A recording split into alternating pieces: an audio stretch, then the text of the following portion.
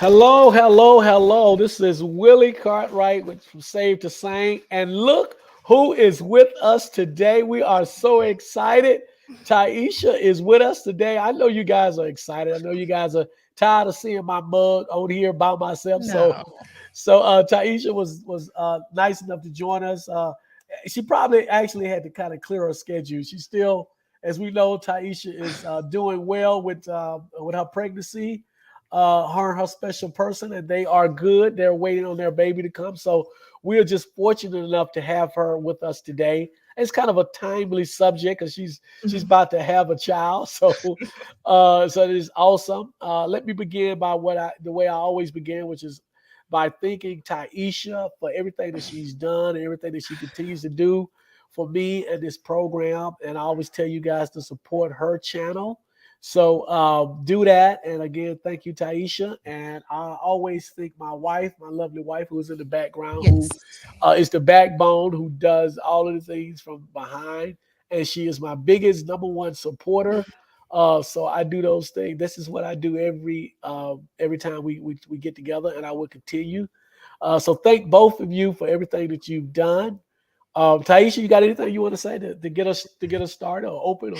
Yeah, just happy to be here. Like, this is absolutely amazing. One of my favorite topics, and I'm thankful for the connections that we've made through, this platform. Shout out to the missus. I love y'all so much, and this is just great. Happy to be here.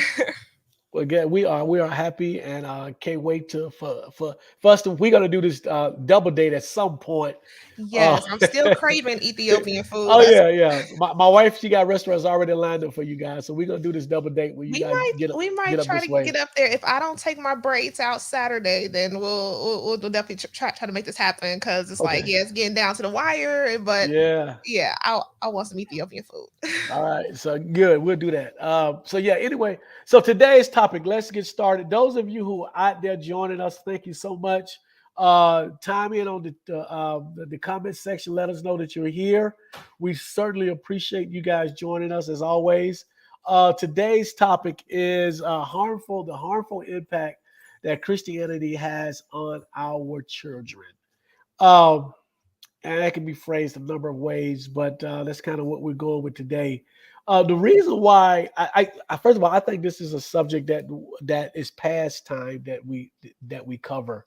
I have had so many debates with adults about how we raise our kids in relationship to Bible scripture. Hmm. Um, I've had so many discussions with people about how I was raised and my generation was raised, especially having black parents, a black mother. Everything is through the prism of the Bible and Scripture, and more importantly, and maybe even more dangerous, is the interpretation of those scriptures and what those scriptures mean and how those scriptures or how people act out those scriptures from the standpoint of rearing us as kids. So that is Hmm. just part of one aspect of some of the harm that comes out that we inflict on our kids, or that our kids have to endure because of this religion, because of Christianity. And so, before we get into it, Tace, you got anything that you want to add at that point? That is, it pretty much sums it up because for us, as former black children, we're now adults, but as black people, religion, especially Christianity, was used to like instill fear in us. It was no different than being on the plantation. This whole thing of, God is always watching you, but God never protects, or we'll have a lot of struggles. But for me, my upbringing, Christianity was not used for empowerment, it was used for obedience, fear, and justification on why we didn't have anything because we're not right with the Lord. And, it really, you know, stemmed into adulthood where I'm like, when I was baptized in boot camp, well, maybe I'm having a difficult time because I'm not right with the Lord. And that continued throughout adulthood until I just kind of made sense of it. But at that time, it was kind of sort of too late because I had already done the same thing, repeated that cycle with my son. So this is definitely something that we definitely have to address. So great topic tonight. Well, good. Before we get into that side of it, let me Mhm. just make this clear because I know that I'm going to have people to come on and watch the video and say, "Well, that's so one-sided." There are a bunch of good things. Listen, I am not saying that there isn't anything good about having our kids raised or raising our kids in Christianity. As a matter of fact, I had a lady yesterday. I was part of a group, a virtual group yesterday. And we kind of got into the conversation, and she made the comment that I believe that everything about Christianity and religion is bad. And I said, I've never said that. You've never heard me say Mhm. that. That's not in my book. I've never said that. And so I went on to tell her the same thing I'm telling this audience is that I got a lot of great things out of Christianity, out of the church. Some of my best friends, my lifelong friends, I tell the story often. One of the reasons, probably the most, the person who was most instrumental in me getting into college was my Sunday school teacher. I ended up Mhm. attending the same university that he attended, but he did a lot of work to help me to get into college. So I'm very thankful, grateful to him for that. My one of my teachers in high school was a speech teacher, drama teacher, and he helped me. He was a minister at the church, but he was also a teacher at the high school, and he helped me immensely because I had a speaking impediment, and so he went above and beyond to help me with that. Again, some of my most, some of the friends that I still have 30, 40 years later, I met because of the church and through the church. I learned a lot of lessons in the church. Mhm. I think all of us, we get our first opportunity to engage in public speaking, usually via the church. You Or have to go to performing. Easter speeches or performing, right? So any of you out there who have talents, I'm sure that most of you cultivated your talents through the church. If you look at any of our most of our black entertainers, R&B singers, so forth and so on, they usually started in the church. So yeah, Mhm. so there are a lot of good things that I got out of the church, and that many of us who had an opportunity to be a part of church and Christianity got out of it. However, we don't want to sugarcoat things, and we want to address these more difficult topics. And this is one of those topics. And so I think over the long haul, what Christianity does to us as as kids, and what we take with us into our adult lives, Mhm. it can be for a lot of us far more detrimental than a lot of the good things that we got out of church Right. as kids. And I think that some of the things that we got from Christianity and the church as kids, we could probably get some of those things in other places. But a lot of the bad things that we endured through the religion and church, that is probably the only platform that those things that we are exposed to those things, or Right. that is the permanent the that is the number one reason why those things happen. And so I want to begin by talking about one of the things that I think is the most obvious harmful things that I think we do, and probably the one thing that's probably going to get the most pushback, or at least from what I've seen on social media, and that is and I use this term purposely, the beating of our kids. Mhm. And I am not speaking. I'm speaking from a person of experience, not experience in beating our kids, because those of you know me know I don't have any kids. I do have a niece and a nephew, but I was beat. My sister and I was beat. I'm not talking spanked. I'm not talking whoopings, as we as we said out south. I am talking beatings. And Taisha mentioned it earlier. Um, what many of us fail to realize in the community is that the way that we're disciplined, the beatings that we endured as kids, number one, the excuse is that this the Bible says this. The Mhm. interpretation of spare the rod, spoil the child. That's what a lot of Christians, especially black Christians, and maybe even even white, especially Southern white Christians, get that from as well. But that is an interpretation of that scripture, and so that was used as reasoning to beat us. Literally beat us. But Mhm. understand that practice stemmed from slavery. Mhm. And so what would happen is that if the master would say behave a certain way, and your parents or our parents, our ancestral parents of their kids felt that if these kids didn't behave a certain way, it was a good chance that the master, the slave owner, the overseer would literally kill the child, right? And so the parents would say that they felt that if they beat the child enough to make the child act right, it would be better to beat that child within inches of his life, as Mhm. opposed to having the overseer of the slave master literally kill that child. And so we get that and so that we pass that down from generation to generation to generation until it just became a thing. It became something that was normal in our community, the way that we got beat. And I know this for a fact because everybody I grew up with got beat literally the same way. And it was not a whooping, it was not a spanking, it was a brutal beating. A lot of times done out of anger. I'm a very honest and transparent person. I Mhm. understood that at least when I became an adult, I understood that some of the beatings that I got from my mother went beyond the action that I committed, but was more about her situation. It was more about my father not being around. It was more about Mhm. our social economics. It was more about her being maybe angry with the situation that she found Mhm. herself being, raising two kids by herself. And so all of that plays into it. But we have to think how we discipline our kids, how we beat our kids. I used to say to my sister all the time, I used to beg her when my niece and nephew was younger, I would beg her, please do not beat these kids the way mom beat me and you, because I just don't think it's necessary. Right. But the pushback I would get from her would be, you don't have any kids, so be quiet. You don't know how to raise kids. And so let me stop for a minute and let Taisha chime in on that as well.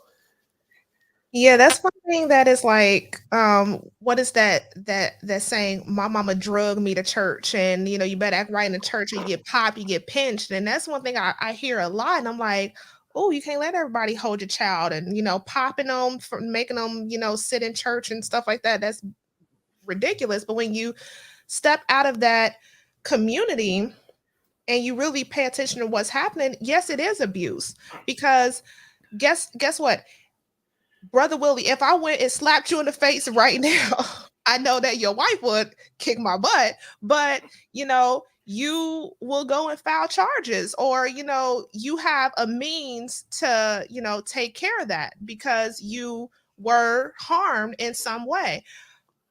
Hitting children and they can't hit you back, that's not right. They have no means to defend themselves. But it's also a messed up form of Stockholm syndrome because, like, well, I'm beating you because I love you. You can't do nothing. You can't leave. You can't run away. You can't choose to not be under the roof. Then I come back and feed you. Then I come back and throw your birthday party. Then I come back and love on you. Yeah, yeah, It's yeah, really messed up. It's really messed up. But you have the right, you know, to observe if someone is doing something bad to their child in the name of the Lord.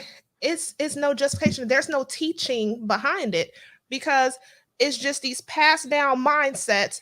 We think it's cute. Oh, go pull a switch off the tree. Oh, let me use this phone cord. Oh, let me go use this belt. I see adults who are really victims of abuse on Facebook talking about, what did your mama beat you with? The orange race car tracks. That's abuse. Like, y'all need some help. And I have a video on my channel where I talk about that. Like, I still carry a keloided scar on my leg to this day where my mom hit me with the phone cord. So it's like, you never want to do this to your children because if you know how it made you felt, why do you want to continue it? It's not a rite of passage. It's not something to be proud of. But then they come around and say, well, if I don't beat them, the police going to come and shoot them. No, you need to practice non-violent discipline and correct things.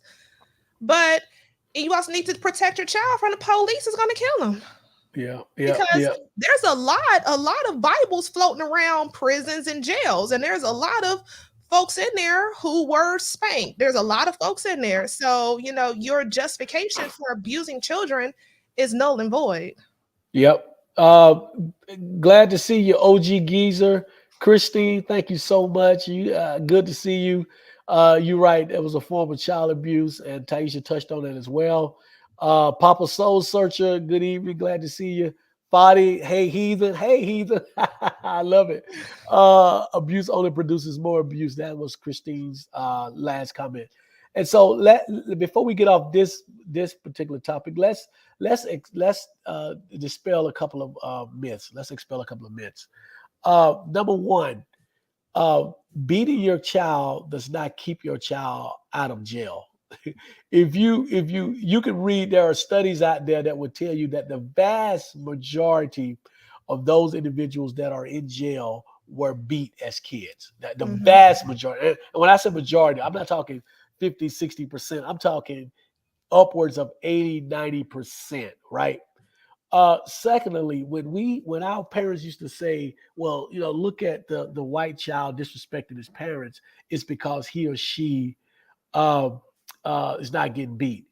Mm-hmm. I saw black kids that got beat that still disrespected their parents. So that did not matter. And Right. thirdly, my mother beating me didn't necessarily stop me from doing the things that I was going to do. There's always, you got everyone know their child. There were things that I would have never done whether my mother beat me or not. It was just not Mm-hmm. my character. I Right. wasn't a person that was going to steal from someone. I was not a person that was going to abuse women or that kind. That was just not me, whether my mother beat me or not.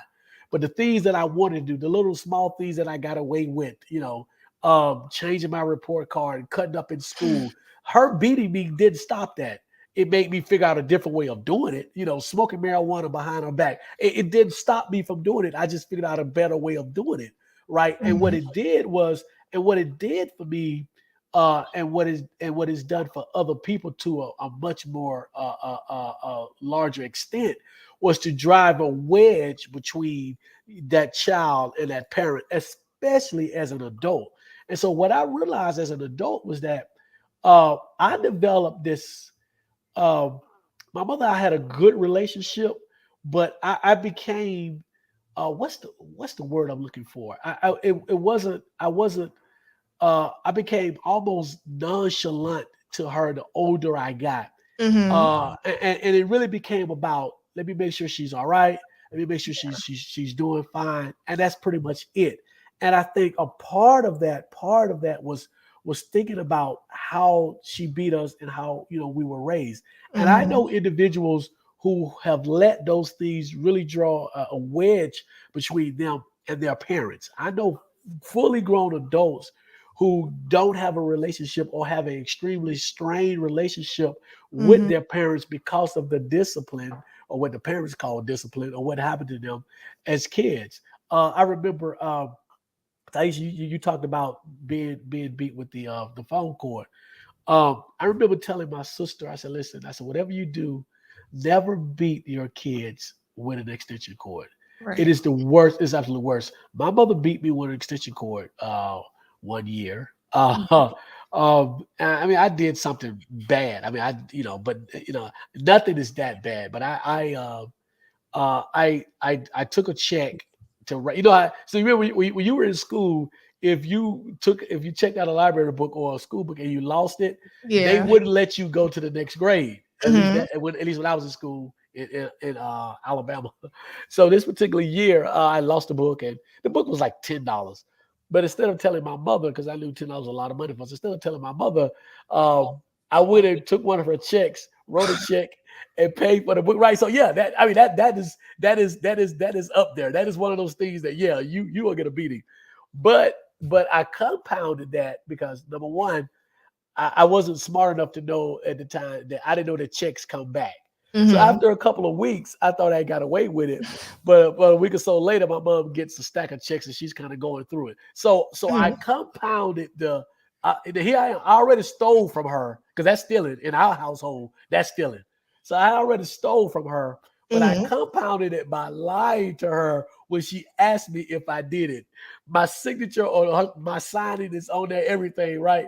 And so my mother was like livid, of course, and so she decided that she would beat me with an extension cord. Mm-hmm. And here's the thing: whenever my mother whooped us or beat us, we always had to be naked. So it's one of those. So you talk about strictly, I mean, Yeah. straight slavery type stuff. Right. Every beating, and we got a beating for everything. My sister need to be on to tell the story, but we got a beating for everything. So if you guys have ever been beat by with a stitching cord, it literally pulls the skin off of you. It It's a literally lashing. it is It's a lashing. lashings. Exactly what it is. And so I had like whelps and skin pulled off of my back, and Mm. this is during school, springtime or whatever. And later that year, that summer, I was in Boy Scouts, so I had to go to summer camp. So, and I by this time I forgot all about. Well, I forgot about the beat, but I'm not thinking about the beating. But I go to summer camp and we get ready to swim, and I take Mm. my shirt off, and the kids is like staring at me like I'm some kind of picture from 1850. Like I Right. just been beaten. And they're like, what's that on your back? And if that had have been today, Mhm. because the counselors and everybody noticed it, my mother would probably be in jail because Mhm. it ain't no problem. She would have been in jail because it's abuse. But Right. back then you're in Alabama, the coach, everybody kind of knew what's oh yeah, he got beat. It is what it is. Go on. But but those are the kind of things that draw wedges between adult kids and their parents. Mhm. Believe it or not, anybody who's experienced that has done that as well.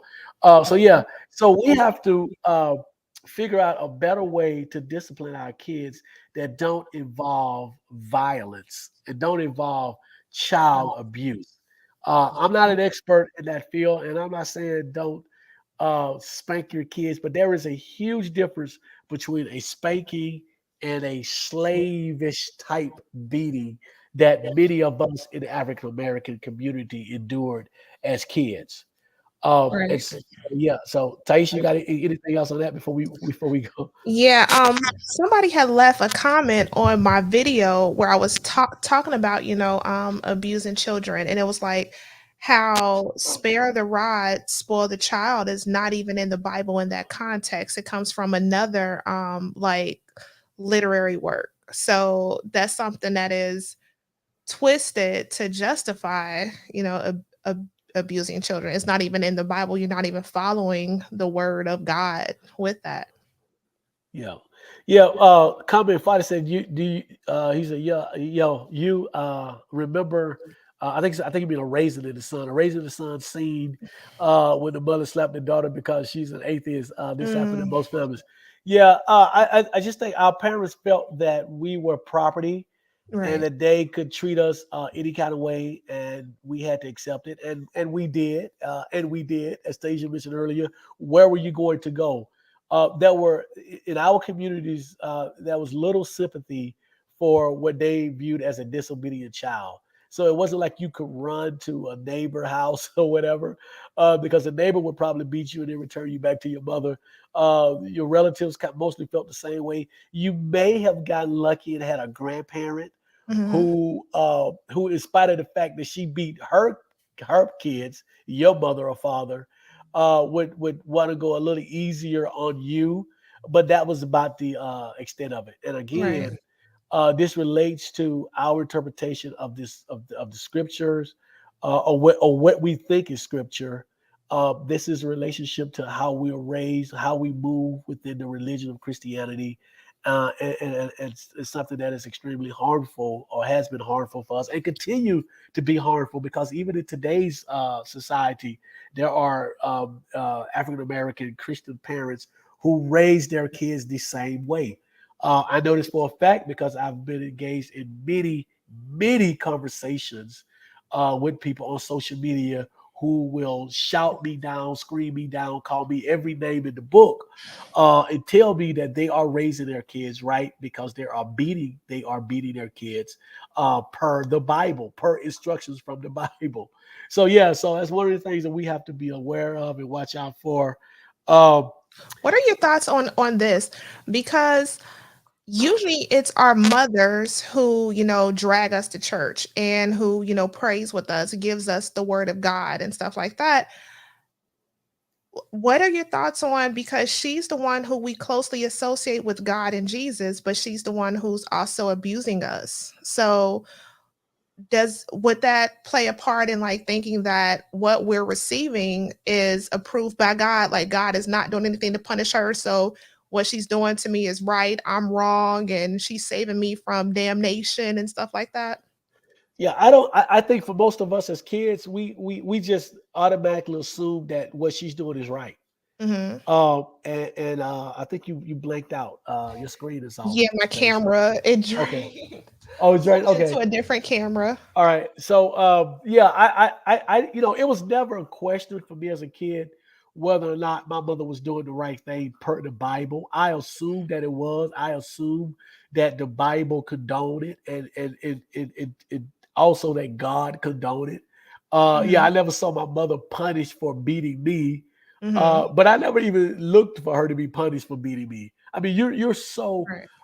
when you're born into it, you're so indoctrinated into it until you believe that anything that your parents do and But then add it's a God to it. problem when like a teacher, because back in the day it was what corporal punishment. So it's Yeah. wrong when a teacher do it or somebody else, but it's okay when your parents do it. Well, it wasn't even wrong.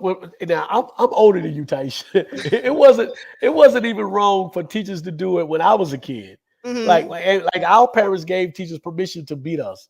So Okay. I remember get these thick black straps that I couple teachers had. Like they would beat us in the hand or they could paddle us. I mean, our Yeah. football coaches in high school and the male counselors, they had permission to beat us with paddles. Oh. So, I've had counselors who were, part of Greek organization. They pledged in, Hmm. in undergrad, but they have their paddles that they got Hmm. from pledges, and they would beat us with their paddles, or they would create a paddle.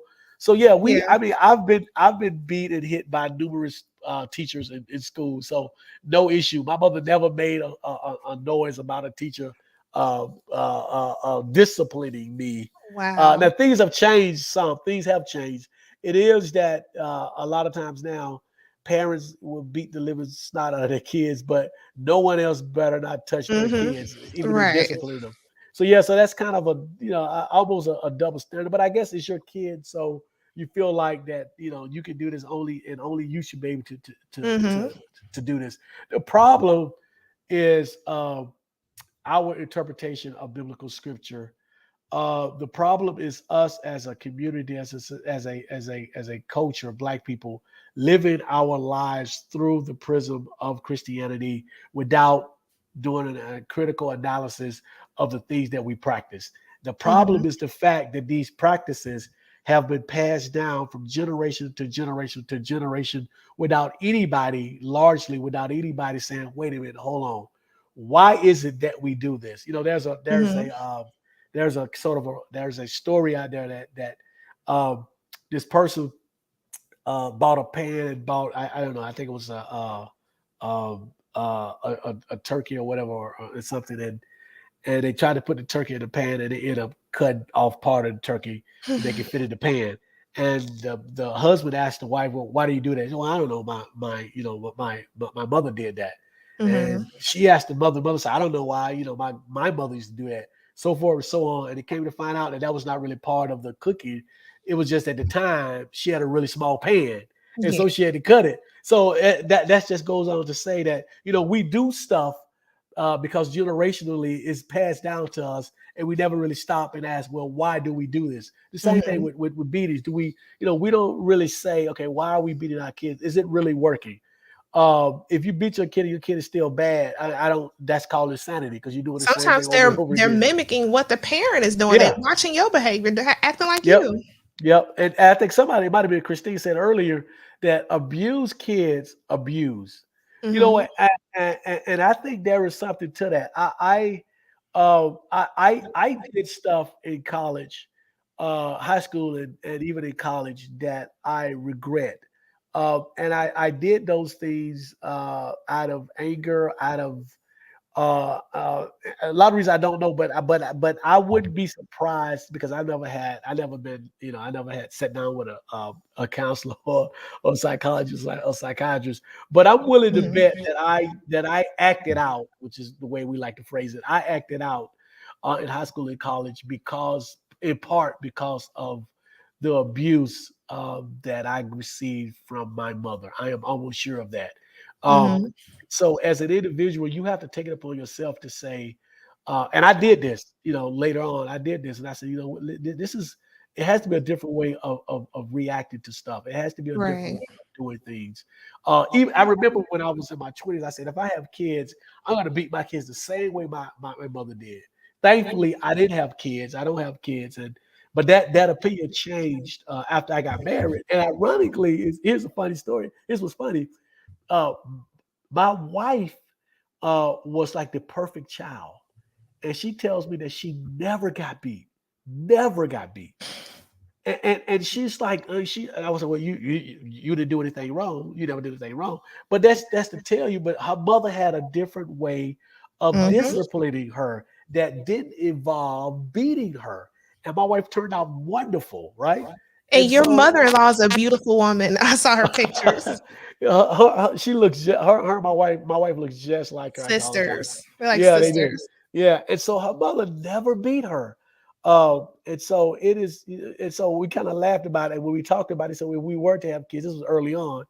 I had to change what I thought about disciplined kids, and I was like, Mhm. you're right. It's just not that makes no sense whatsoever. Why should I bring that trauma into the lives of my kids that I experience, especially when I view it as being such a horrible, horrible. I mean, literally, this is Taisha. I tell you this, and I haven't told many people this, and now I guess I'm telling the whole world. But uh, and my sister can vouch for this.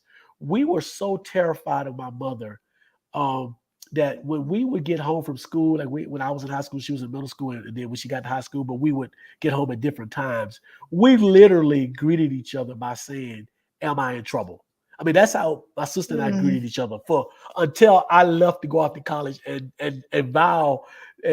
took a vow to never come back home. Right. And literally, I did. When I got ready to go to college, I said, "I'm never coming back." I told my sister cried and Mhm. cried and cried. I said, "I'm never coming back home, never." Mhm. And so part of that was because of all of that. And so that's how we would greet each other. That's how we greeted each other for years. We laugh about it now, but that's how we greeted each other because we were so terrified of our mother because we felt that we were going to get beat literally every day, and we almost did. So yeah, so it was one of those things. So this is, I guess this is personal for me as well, based on what I endured. It is therapeutic at times, I guess. Yes, But it's definitely good to talk it out, express it, Yeah, we have to. We have yeah. to. So we'll move on to like the next subject. Let me see some of the comments. Let me make sure I want to miss anything. Texas Goddess, how you doing? How you doing? Let's see. I was spanked mostly by my mother, but both parents believed in spanking. She used switches too. I have no children, but I did. But if I did, they would not be spanked 99% of the time. I'm with you on that. Sons of switches. Yeah, I got switches too. I Mhm. got it. Anything my mother could grab, we pretty much got. But she had the special belt that hung on her bedroom door, a leather strap that she would beat us with. Let's see. Texas got his hey, hey. Everybody said hey. Yes, I heard that one about the ham. Okay, good. I probably told it wrong, but hopefully people got the gist of it.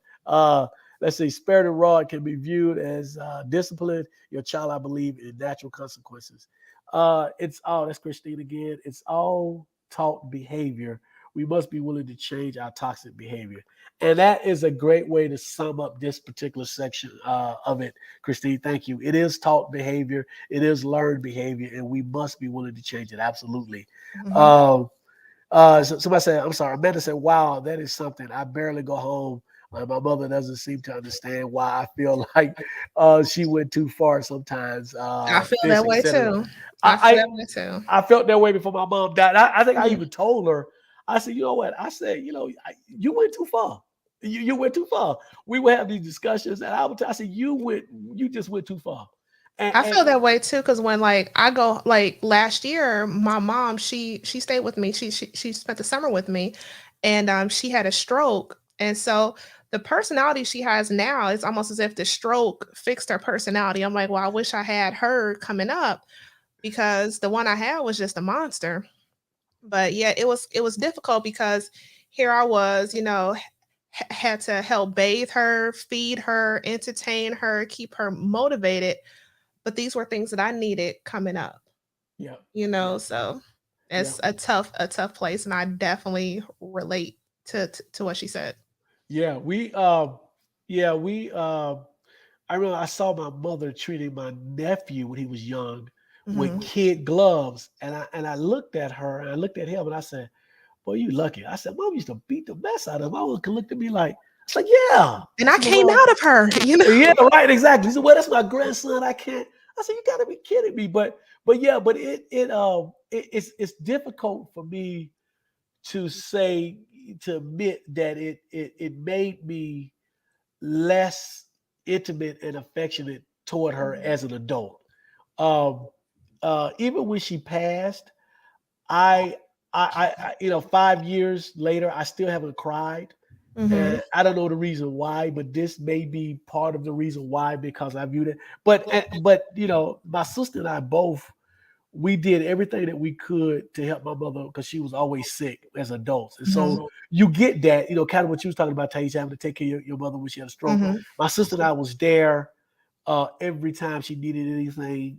We did our best. And so when she passed, I had a clear conscience, regardless of how she raised us and how she beat us. But here's the one thing that I did understand. And I don't know if this applies to all those who are listening, but this is what I did understand, and I try to tell my sister as well. Um, my mother was only doing what she knew to do. She only was doing what she was taught to do. Mhm. Um, and and there are some other factors that factor into that. Her upbringing, the things that she went through, that my sister and I still would never know all of it. Mhm. So to a sense, when I became an adult, I did cut her some slack. Yeah. But I had to still be honest with myself Mhm. and understand and admit to myself how this made me feel and how it made me feel toward her, Right. um, while still trying to be the son that she needed me to be up until she passed. So it is a difficult. And so those parents out there that are raising kids and that believe in this biblical interpretation of beating your kids, my advice, and again, I don't have kids, and I'm not an expert. I'm not a sociologist or psychologist or psychiatrist or whatever. Um, think, rethink this process of how you discipline your kids, Mhm. because think about if you got beat. Think about how you feel about your parents. You might not feel the same way about your parents the way Taisha and I feel, but I'm willing to bet that there are a lot of people who experience what we experience and feel the same way about their parents, their their mother, father, whatever, the way that we do. And so think about it. Is that how you want your adult kids to be with you? My wife and her mother are extremely, extremely close. I'm telling you, they are extremely close. And I believe that if her mother had a disciplined her the way my mother disciplined us and me and my sister, they Mhm. wouldn't be as close. I can almost Right. guarantee it. I can almost guarantee it. Because I know for a fact what happened to my wife's mother and brothers with their parents and Mhm. the relationship that's there. It is 100% because of the way they were disciplined. Mhm. So it's just something to kind of leave there.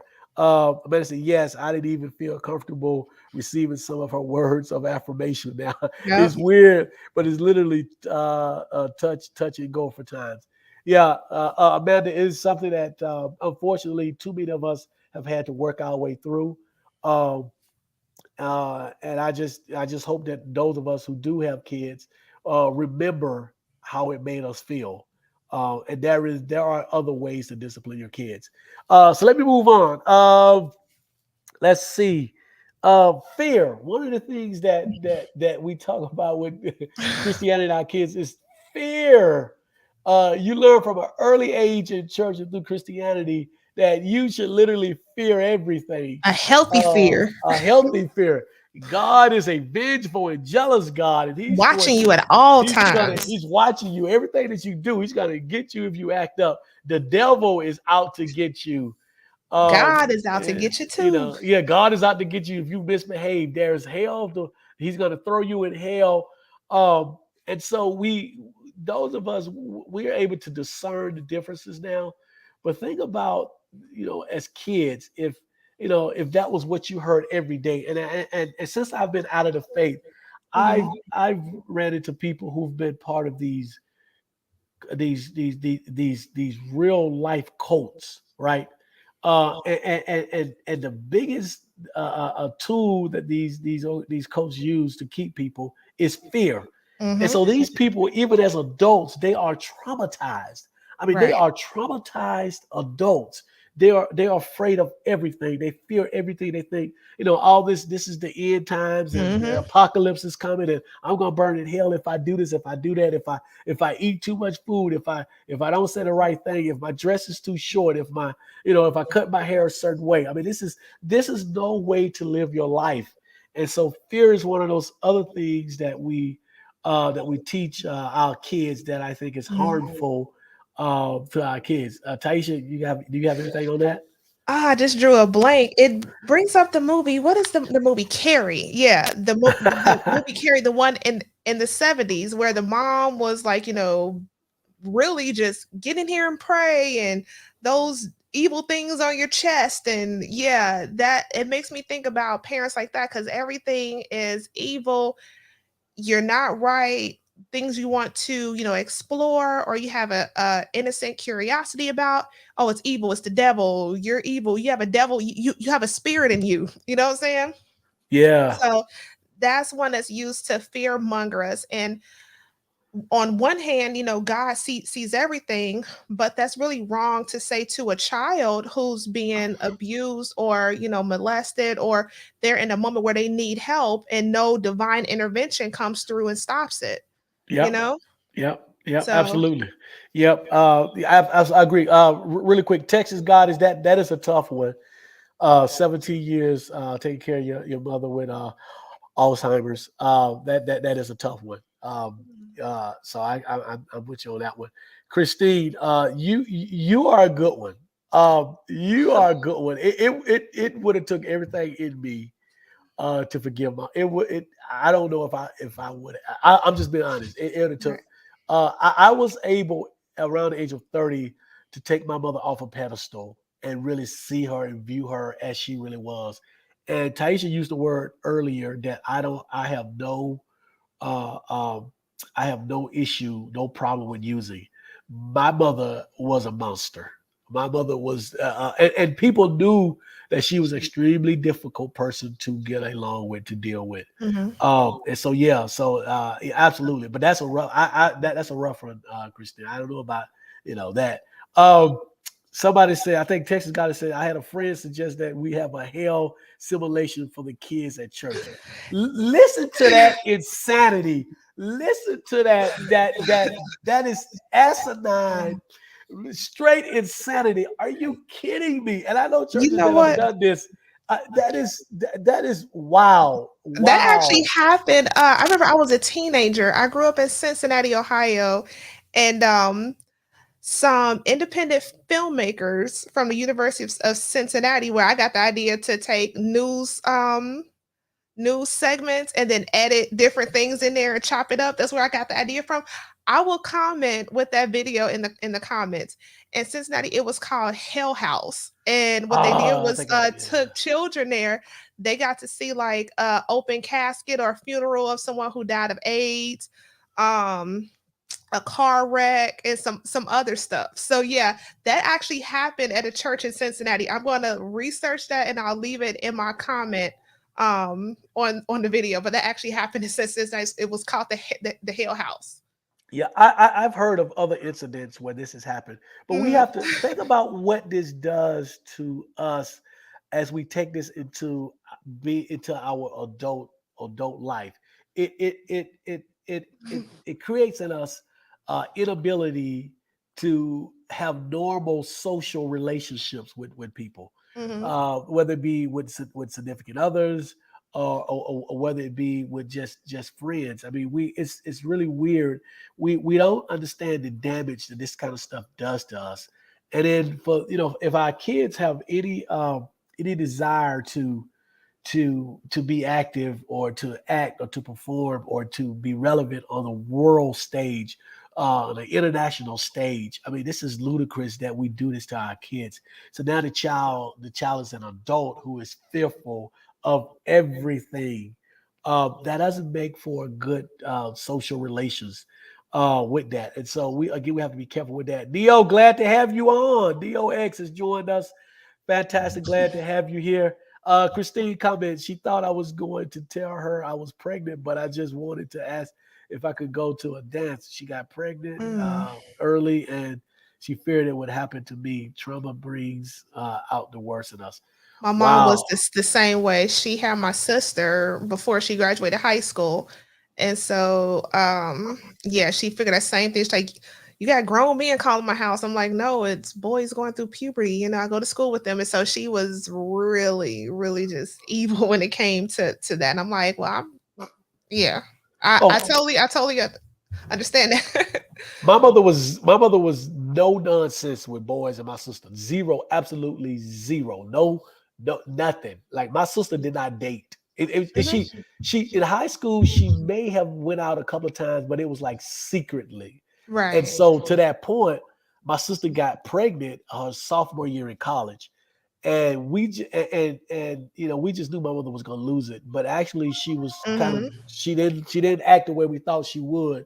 But yeah, it was one of those things. Yeah, it was, but then that's part of the whole fear thing. You know, my mother instilled fear through us, and that's not what God wants you to do, so forth and so on. You know, that's not what good girls do or whatever. And we'll get to that next. Texas Goddess said, Dio, oh, what's up? She said, hey to Dio.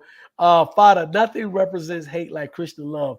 Absolutely, 100%. You are absolutely right. That is the best way. That is the best way to put it.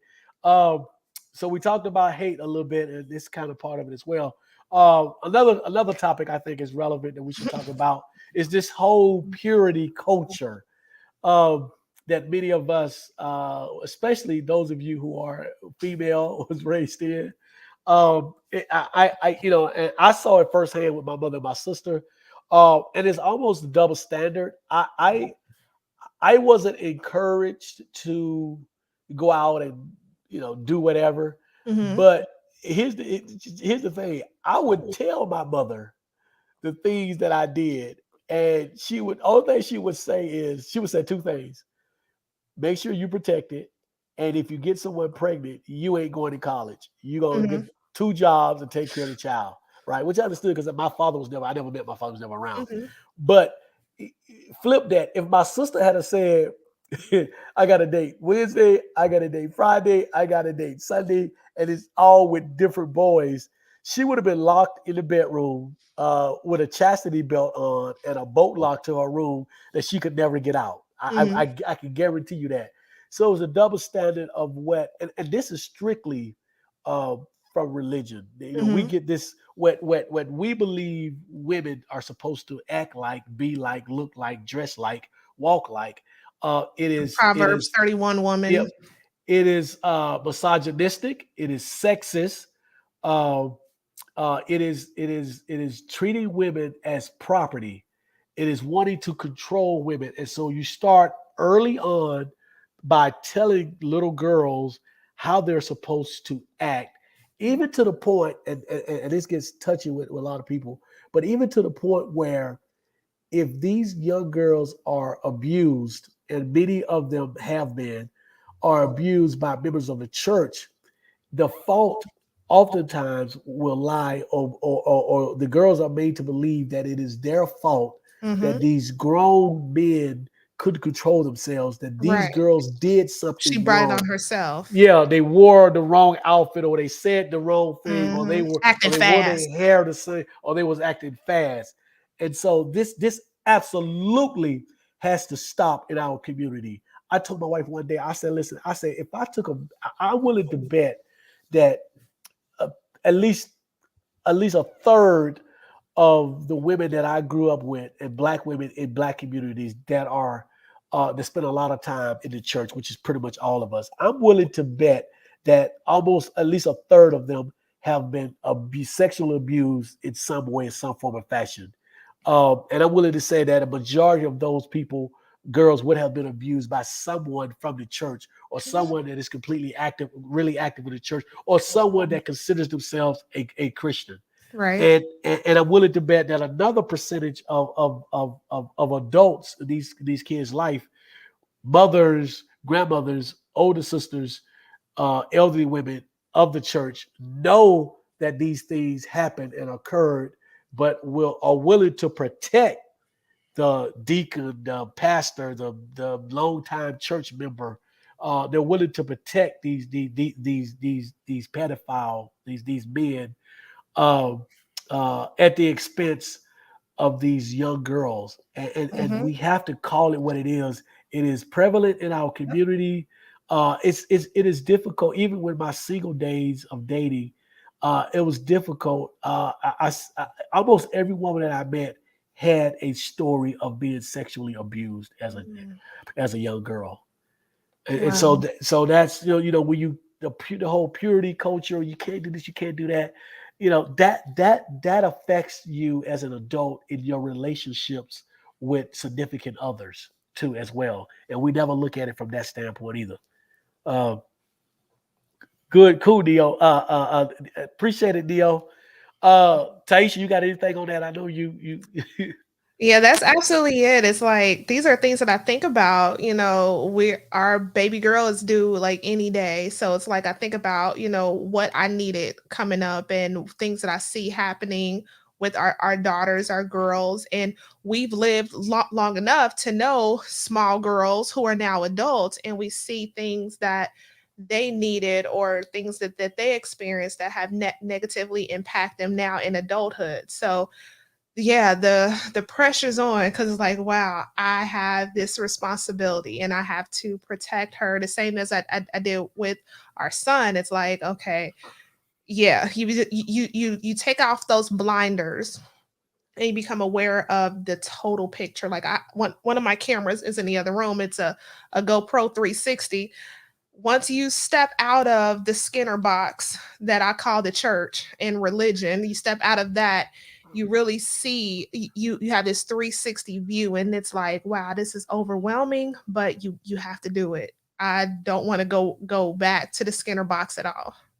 yeah, my wife and I talk about this. There is someone that's really close to me, um, that that was sexually abused right as a Hmm. child, and it was their stepfather, and so Hmm. we talk about the stepfather, the mother's boyfriend, the deacon in the church that the mother may entrust the child to, and it's also for boys as well. Especially we found out in recent years here in Atlanta that it's just not girls, but sometimes it's the mothers who are looking for a fatherly figure for their son, who will entrust their son to a deacon or a pastor, and that pastor or deacon, sexually abuses the boy as well. But the one thing that my wife told me about her mother was that her mother was overly protective, but this is good. I think you should be overly Hmm. protective as a parent to a young child. My wife said her mother never let her spend the night at someone else's Hmm. house, Right. never left her alone with any man, Hmm. any man, any Hmm. man at any time ever. Right. And so thankfully, she never experienced any of that. But because of a lot of times circumstances, being naive, Hmm. um, we mothers will, and parents in general, but this is mostly for single mothers, will be more trusting Hmm. of guys than they should be. Right. Remember, mothers, when you get these boyfriends, they especially if you have a young daughter who is starting to physically mature, right? A lot of these young guys, young men, and some older men for that, is that they don't there is not they don't they see your child, your young daughter as a woman. As They a don't see that conquest. child as exactly. They don't see that girl as a young child. So Hmm. again, be careful, without giving away or saying anything. I am telling you stuff from stuff that I have experienced, not from what I've heard, not from what I've read, but from what I've experienced in my many years, right? So that is one of the things that, again, um, we have to be careful about what we teach our daughters or how we treat our daughters when it comes to sex and sexuality, and all of that. It is related. The dots are connected, because now you have a young girl who's been sexually abused, but because of our views on church or because our desire to protect the church, we lead her to believe, whether it's implied or whether it's expressed to her, that somehow she's at fault when she's not at fault at all. But we lead her to believe that she's at fault. Now she grows up with a complex. Now she grows up with issues centered around relationships. She has a difficult time. The mental aspect of it, I don't know if a woman can ever get over being sexually abused, especially as a child. She takes that into her adult life, and it creates a lot of other issues. And so again, we have to be careful when it comes to things like that. Another one Let's too is I'm seeing commercials about clergy abuse, and also with our sons as well, because there's a lot of these pastors that come into church, they coming out of prison. So there was no women in the prison, so they're coming out seeking to turn these young boys out. And Yep. we also ignore the sexual predators that are after our sons, i.e., for example, brother Antoine Fisher in the movie. So the church, fosters in, or has have children, who are being assaulted under in those four walls. So yeah, this could be another topic, the clergy abuse that happens with children as well. That's something that's ignored. You pray it off, or you redeem, oh, you forgive them. No, justice, you need to produce justice, you know what I'm saying? Yep. And so let me back up, because it is certainly not my intention of overlooking these things that Oh occur to no. young boys as well. And I think I mentioned Yeah, it, but it's but it's but it's both. It's just that, with our girls, it's more, I won't say it's common, but we look to protect them more. And then the boys, when it comes to sexual abuse, it's like, oh, well, you became a man. How was that? You know what I'm saying? So and so with let the me tell Eddie you, Long thing and stuff like yeah, that. let me tell you from again Hmm. experience. Let me Yep. tell you again from experience. It is different for a young boy from the standpoint of a Hmm. young boy to an older woman. Let's make this clear right now. If that boy is underage and that woman is older, it is still rape. Hmm. Now, again, from personal experience, the boy looks at it in two ways. First of all, he looks at it from a standpoint of, if I complain about this, my peers, my friends will Hmm. laugh at me and call me kinds of names, because Right. now I got that stigma of being, oh, you're afraid of girls, whatever, You whatever, don't whatever. like it. You. Exactly, Hmm. especially if you grew up in that type of community like I Hmm. did, right? And so that's the first thing. And so secondly, it is again, from personal experience, it is harder for me to view what may have happened to me in relationship to an older babysitter or family member, the same way that if it had happened to my younger sister from a stepfather or uncle or deacon, right? And that's something that people individually have to work out. But it is just as dangerous. It is just as wrong, and we should be complaining and talking about it just as much. Hmm. When it is a boy to a man, preacher or a deacon or a clergy, it is the same thing. It is just as bad. It is awful. It is horrible. And so we have to uh, stop protecting the church and protect our kids, all of our kids. Those of you brothers who are, let me be real, because I got like a couple of minutes. Let me be real. Shut it down. Uh, I am a brother from the hood. I grew up in the projects. Everything that I am telling you today, I have some experience with. I have experienced it, right?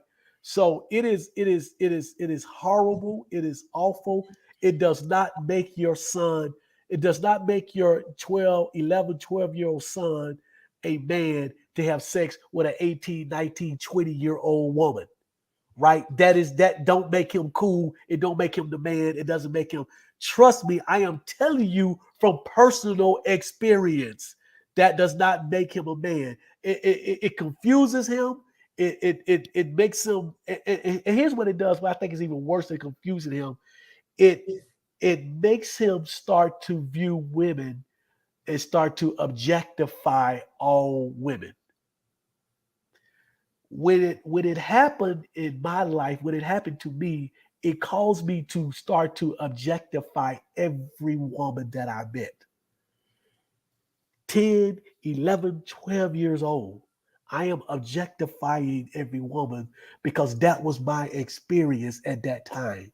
It Mhm. wasn't until I became an adult and was smart enough to discern what had happened to me earlier and why I treated women a certain way that I realized that, wait a minute, this is where it came from because every adult male around me was like, yeah, that's cool. That's the way we're supposed to act and do. Mhm. That is not cool.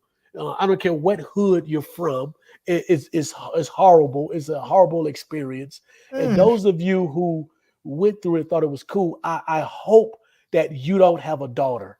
I really hope that you don't have a daughter because I have many male friends who experienced what I experienced, grew up the way I grew up, and they tell me how things switched when they had a daughter. Mhm. The way they thought about everything changed overnight when they had a daughter. And it's Mhm. sad that it takes that in order for us to realize that this generational BS that we're giving or passing along to our kids, especially our men to our boys, it's sad that it takes that for us to realize that this is just crap that we're passing on to Mhm. and it's a detriment to our young men. And we wonder why we look out on social media or look at our young people and see what's going on there.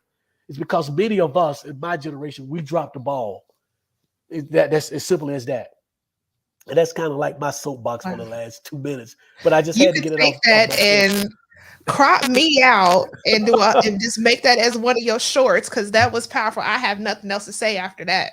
You need to definitely chop that up and Well, hopefully repost people that. will see this because we again we never lose focus that we're doing this to help people. Mhm. I Yep. don't I'm not I'm transparent. I try not to divulge. I'm not a person who divulges a lot of personal stuff on social media, but I am invested in what I'm doing Mhm. here on this channel. And if I think that divulging something that will help people, Mhm. then I will do it because it's more important that we do stuff to help people. I'm at an age Yeah. now that whatever happened to me 20, 30, 40 years ago, I can don't doesn't matter. It's not going to Mhm. change who I am.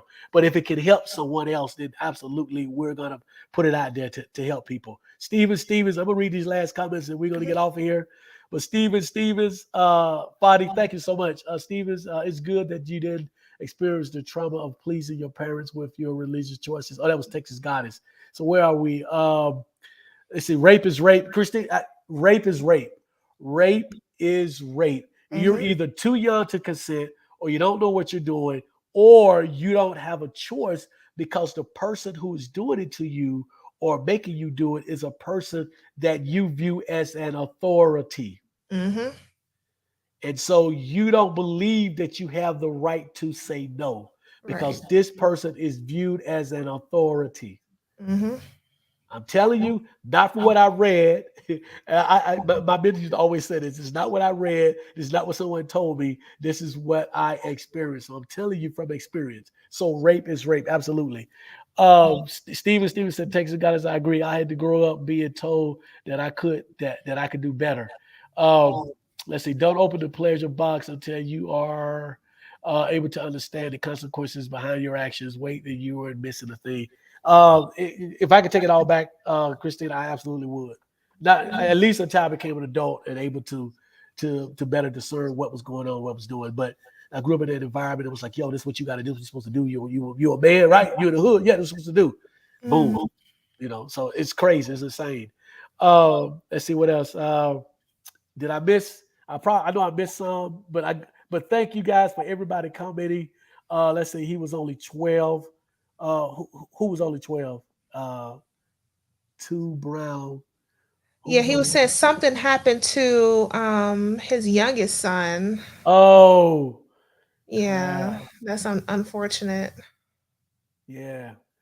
Um, yeah, it is. But we could do a whole show on Hmm. um, family secrets, community Right. secrets, That church we had church in the church. secrets, Hmm. in the church that we hide in the church. Yep. We can, That's and a those great of one. I'm us, writing that yeah, down. right That is now, a great yeah. one. I feel fortunate that I was able to, I do. My sister asked me because we talk a lot about this stuff now that we're adults, and I told her that I have always been able to compartmentalize stuff. I've always been able to say this happened in this frame at this time, and let me leave it there. Most people are not able to do that. Um, I don't think that it. I think that it affected me. Again, there are some things that I wish I could go back and change, but I also think I got to a point that I realized what it was that damaged uh, me to a certain extent, and did Mhm. everything I could to work through it to correct it to make sure that it did those Mm, actions and those thoughts and those feelings did continue.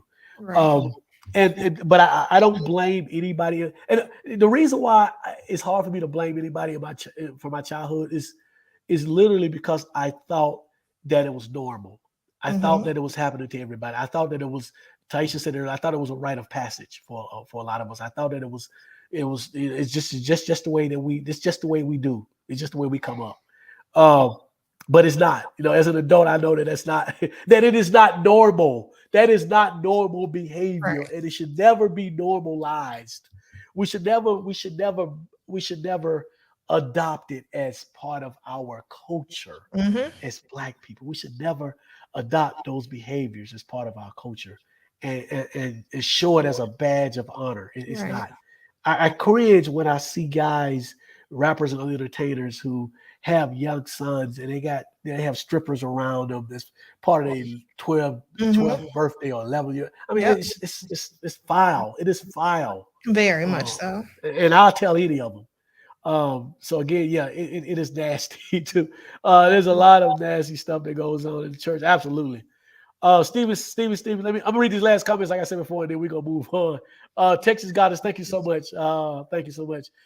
Steven said, I was 7 or 8 when the Scoutmaster got to, oh God.